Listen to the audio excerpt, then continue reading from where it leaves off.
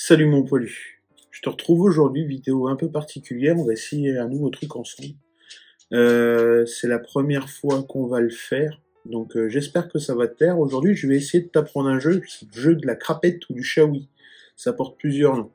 C'est un jeu que j'ai appris à jouer avec des amis il y a un petit moment. Et maintenant c'est un peu le jeu qui m'accompagne pendant les repas de famille ou autres, donc c'est un jeu qui me tient particulièrement à cœur et c'est surtout un jeu qui coûte pas cher. Donc c'est parti, suis-moi dans mes explications, j'espère qu'elles seront claires, que ça te plaira.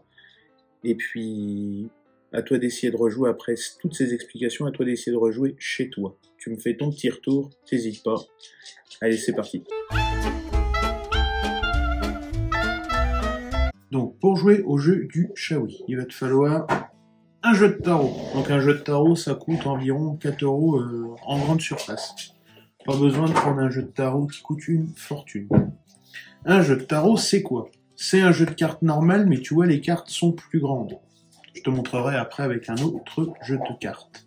Et tu vois, dedans, tu as ces cartes-là. Ça, c'est tes atouts. Ça équivaut à ton as dans un jeu de cartes normal. Donc, dans un jeu de cartes normal, tu vas avoir un as de pique, un as de cœur, un as de trèfle. Et dans un jeu de tarot, l'as de ton atout, c'est ton excuse.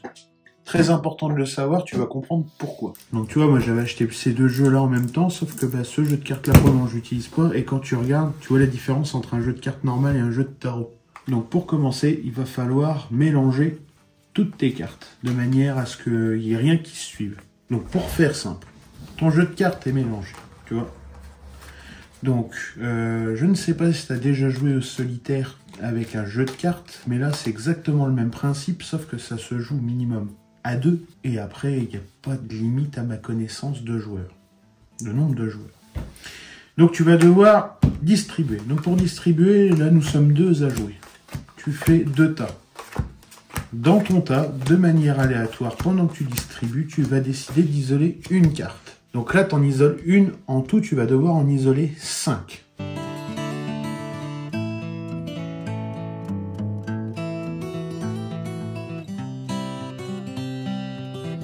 Donc là, nous avons nos 5 cartes. On termine de distribuer notre jeu entre les 2 tas. Un tas pour mon adversaire, un tas pour moi-même. Donc ton tas, tu le laisses face cachée. Tu ne le regardes pas. Et tu vas venir le mettre sur ta partie basse de ton tapis ou de ta table. Le tas de ton adversaire et tes 5 cartes. Donc tes 5 cartes au milieu, comme ceci. Voilà. Donc tes 5 cartes ici, tu vas pouvoir les retourner. Tu vois déjà, c'est très beau comme tirage. C'est très rare, mais c'est très beau. Nos 5 cartes sont alignées. Il va falloir, pour toi, le but, quand tu vas retourner une carte du dessus, ça va être de la mettre sur celle du milieu. Pour pouvoir la mettre sur celle du milieu, il faut que ta carte que tu vas retourner soit inférieure à la carte du dessus. Je m'explique. Ici, tu as un 9 de cœur. Donc 9 rouge. Sur ce 9 rouge, tu vas pouvoir mettre un 8 noir. En revanche, tu ne pourras pas mettre de 10 noir. Il faut toujours descendre. Par contre, sur ta partie haute, qui sera ici, tu vas mettre tes as et ton excuse. Je te montre. Pour pouvoir poser une carte au milieu, il faut soit que la carte que je retourne soit inférieure à celle qui est déjà posée, ou alors, je peux me créer aussi de l'espace. Pour me créer de l'espace, par exemple, ici j'ai un as que je vais pouvoir retirer. Mon as, je vais le mettre au-dessus de mes cartes. Seulement sur mon as, quand je veux ranger un jeu, la carte qui suit mon as de carreau, c'est mon 2 de carreau. Là, en l'occurrence, ça tombe bien, je peux directement le poser.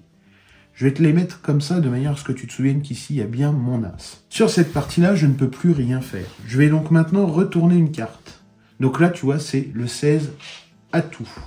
Je vais venir la poser ici. J'en ai pas besoin, je ne peux rien en faire d'autre. Je vais retourner ma deuxième carte. Tu vois, j'ai de la chance, c'est mon roi.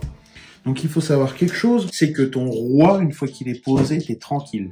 C'est comme le 21 à l'atout. Puisqu'ici tu descends, automatiquement tu ne pourras pas poser ton 21 sur autre chose. Parce qu'il faudra absolument que tu te fasses un trou, il n'y a pas de cartes qui sont supérieures au 21 dans le jeu. Comme le roi. Tu ne poses pas ton roi sur ton as. Vu que ton as c'est ton excuse, tu vas directement venir les poser ici. J'ai posé mon roi, je continue. Et là, j'ai un 6 noir. Mon 6 noir, je ne peux pas le poser, car ici, j'ai un 5 rouge. Il aurait fallu que j'ai un 7 rouge pour pouvoir poser mon 6 noir. Et c'est là que toute la méthodologie et l'organisation du jeu se met en place. Tu vas comprendre tout de suite. Mon 6 noir, je ne peux pas le poser. Donc, je vais venir le mettre à côté et ça va être à mon adversaire de jouer. Donc, la première chose qu'il faut faire quand tu commences à jouer à ce jeu, c'est visuellement regarder les cartes qui te sont proposées ici au milieu. Donc, ce que mon adversaire va faire.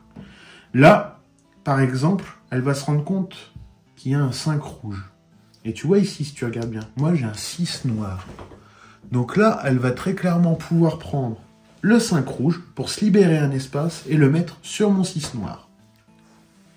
Donc là, c'est pareil. Sur le tas qui est le mien ou sur le tas de mon adversaire qui est là-bas, il va falloir regarder.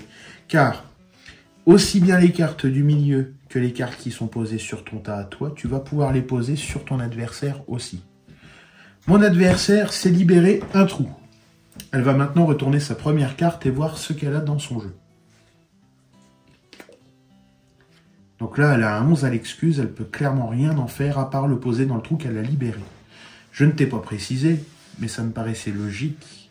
Le but du jeu, c'est de se séparer de toutes ces cartes en premier. Voilà. Et là, elle retourne, elle a le 1. Donc le 1, pour pouvoir le placer, il aurait fallu qu'elle ait l'excuse qui soit positionné ici, elle aurait pu mettre le 1 dessus. Il faut savoir que, en descendant, tu vas partir du 21 pour aller au 1 ici, tu vas partir du roi pour aller au 2 ici. Par contre, au-dessus, tu pars de l'as pour remonter au roi et de l'excuse pour remonter au 21. J'espère que c'est clair pour toi, c'est pas forcément facile. On va dérouler la partie. Et dès qu'il y aura des choses intéressantes à dire, je prendrai la parole et je t'expliquerai. Ah, aussi, un petit truc que je t'ai pas précisé, dans ce jeu de tarot, il y a une chose qu'il n'y a pas dans un jeu de cartes normal, c'est le cavalier. Le cavalier, il se pose entre la dame et le valet. Chose que tu n'as pas dans un jeu de 54 cartes standard. Allez, c'est parti, on continue la partie. Donc là, tu vois, moi j'ai le 17 à l'excuse. Je ne peux pas le poser là parce qu'il faut descendre, donc je le pose sur mon tas. Je ne peux rien faire. Par contre, mon adversaire peut me rendre le 16 que j'ai posé tout à l'heure, le poser sur mon 17 et elle va retourner une carte. Le 4 de carreau, elle ne peut rien en faire, elle le pose au milieu. Par contre, elle a un valet qu'elle peut poser sur l'excuse. Là, l'as, regarde où elle le met. Elle le met en haut. C'est ce qui va te permettre de remonter ton jeu par la suite. Et là, regarde, la chance fait bien les choses, elle trouve l'excuse. Donc elle va pouvoir poser sa carte qu'elle avait depuis tout à l'heure sur l'excuse. Donc là, on va commencer à monter tranquillement. Et là, un 6 noir. Donc tu vois, là, ça se termine pour elle. Elle ne peut rien faire de plus comme mouvement. N'oublie pas, à chaque fois que c'est ton tour de jouer, de revérifier au centre et ta dernière carte. Comme mon adversaire le fait, par exemple, sa dame, elle peut me le poser directement sur mon roi noir. Donc là, tu vois, sans que ça paraisse, elle se sépare d'énormément de cartes. Donc là, le 5 noir, elle ne peut rien en faire. Par contre, moi, je peux me faire plaisir et lui rendre son 4. Donc là, ce qui serait bien pour moi, c'est de sortir une tête, typiquement un roi ou le 21. Bon, bah voilà. Comme d'habitude, j'ai de la chance, le valet. Le 9. Il vient ici, je ne peux rien en faire. Donc là, elle pose la dame noire. Juste, supposons, ce cavalier serait posé sur une dame noire. Elle aurait très bien pu prendre l'ensemble pour venir le poser ici depuis tout à l'heure. Elle n'aurait pas pu prendre que le cavalier s'il était posé sur une dame noire pour venir le poser ici. Tu n'as pas le droit de supprimer les cartes qui vont être au-dessus. Tu dois prendre la totalité ou rien du tout. Donc là, elle va pouvoir prendre le cavalier rouge qu'elle va poser sur la dame noire. Et là, ce qu'il faut bien faire attention quand tu joues à ce jeu, c'est de repenser à regarder les cartes que tu as là. Par exemple, ici, elle a le roi. Elle va venir le poser là. Le roi et le 21, c'est les premières choses à poser. Regarde, voilà. Là, elle se libère une pression aussi en se disant, bah, son roi, il est posé. Et elle va pouvoir continuer la partie. Donc là, tu vois, on est sur le même cas de figure. Sauf que là, on va être avec de l'atout. Donc là, ici, elle a posé le 12 d'atout. Mais là, je vais avoir le droit de prendre le tas avec le 10 et le 11 et de lui poser. Parce que je redescends. Tu vois. Donc là, ça, c'est complètement légal. Et ça me permet de libérer un trou pour poser mon 9. Pas forcément utile en soi, mais c'est toujours bien de poser des cartes. Donc là, j'enchaîne. Et tu vois, je m'arrête sur le 20. Donc là, on est encore dans un autre cas de figure. à l'atout. Tu vois, j'ai retourné ma carte. J'ai le 18, elle a le 19. Je lui donne mon 18. C'est gratuit, il faut prendre. Et là, tu tombes bien, tu vois, regarde, mon as sort. Donc là, tu as tous les as qui sont dessous. Je pense que tu as compris. Donc là, bah, je vais mettre mon 2, là, mon 3, etc. Et on va monter comme ça. Donc là, tu vois, je viens de sortir mon cavalier. Je ne peux le poser nulle part. Donc là, ce qui est vachement bien, c'est que c'est pareil. Tu tombes dans un cas de figure qui est assez sympathique. Où la personne avec qui je joue a le droit soit d'être cool, soit d'être une garce. Soit elle choisit de me mettre le valet qui a le plus de cartes en dessous, soit elle décide de me mettre le valet vierge. Bon, bah, c'est elle qui fait son choix. Sachant que le but, c'est de gagner de plus avoir de cartes. Elle fait le choix le plus logique et elle me donne le valet qu'avait. Bon, ça va, il y avait qu'un 10 sous celui-là. Mais parfois, tu te retrouves avec une ribambelle. Hein. Donc là, tu tombes typiquement dans le cas d'erreur qui peut t'arriver. Ma coéquipière, enfin mon adversaire, je vais dire ma coéquipière. Pas du tout. Là, elle m'a fait un joli petit cadeau. C'est que, en fait, elle a retourné sa carte. Elle l'a posée ici, mais elle a oublié de reboucher son trou. Ça, c'est un truc qu'il faut absolument que tu penses. Si tu veux pas te faire pouiller, il faut que tu le fasses systématiquement. Donc, en fait, ce qu'il faut, c'est que tu fasses toujours un contrôle visuel, quoi qu'il se passe. Et là, regarde, le trou, elle a oublié de le bouger. Moi, j'arrive avec mon 3 de merde, que je viens poser là, tu vois. Donc, typiquement, celui qui sort le 2 de cœur ou qui sort un 4 noir, il se le prend sur le nez. Mais c'est le jeu.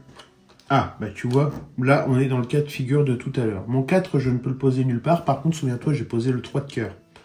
Bon, bah voilà. Bon, bah mon adversaire va se faire plaisir. Il va me reposer le 3 de cœur sur mon petit 4. Wow, comment c'est mignon.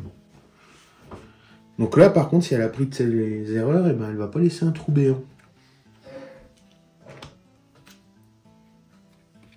Voilà, le 13. En plus, c'est pas bête parce qu'elle a le 12. Bon, là, par contre, elle sort un roi. Bon, donc là, tu vois, on arrive dans le cas de figure où tu as plus de cartes à retourner. Donc, tu prends ton tas. Tu vas mettre une carte dans ta main et tu vas faire une au-dessus et une en dessous. Et tu vas alterner comme ça pour tout ton jeu. Donc, c'est la manière de mélanger à ce jeu-là. Et voilà. Et ensuite, tu reposes ton jeu de cartes à côté. Là, elle a déjà une carte découverte. C'est normal, celle qui vient de finir. C'est à moi de jouer. Donc quand je vais arriver au même stade, ben, j'aurai plus qu'à faire le même mélange.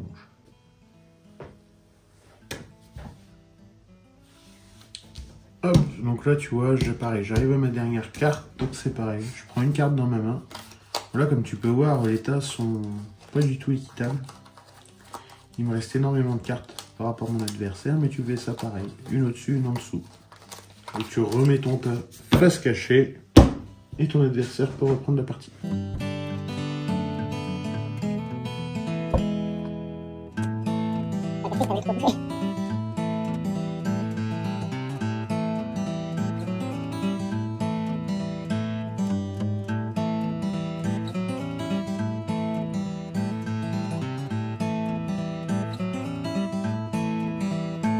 Donc là, tu vois, on est sur une fin de partie parce qu'elle va poser sa dernière carte. Là, elle a gagné. Parce que là, tu vois, regarde, il me reste tout ça à poser. Alors, c'est con, hein, tout seul, j'aurais pu me débrouiller. Mais bon, dans tous les cas, voilà, j'ai perdu ma partie. Alors, j'espère que tu as bien compris les règles. Si tu as des questions, essaye de les poser de manière plausible, que je puisse te répondre au mieux dans l'espace commentaire. Et bien voilà, mon petit palu. J'espère que cette vidéo t'aura plu. J'espère qu'elle t'aura apporté quelque chose, que tu auras compris les règles de ce jeu qui me tient à cœur, que ça va te plaire. Si tu as aimé cette vidéo, n'hésite pas à me le dire en commentaire. N'hésite pas à liker, n'hésite pas à partager comme d'habitude, j'insiste, mais c'est vraiment important pour moi. Si tu as aimé, bah, je te promets, les jeux de société chez moi, bah, c'est pas une religion, mais c'est quelque chose que j'apprécie énormément. Je trouve qu'il n'y a rien de plus convivial qu'un jeu de société après un bon repas de famille. Je trouve que ça va avec, en fait. La bonne bouffe, oui. La bonne ambiance, oui. De la bonne musique. J'espère que ça t'aura plu. Comme je te disais juste avant, si c'est clair pour toi, tant mieux. Si tu as des questions par rapport à ce jeu, n'hésite pas. Il y a l'espace commentaire qui est fait pour. Et puis, bah, moi, je te dis à bientôt. On se revoit pour une prochaine vidéo.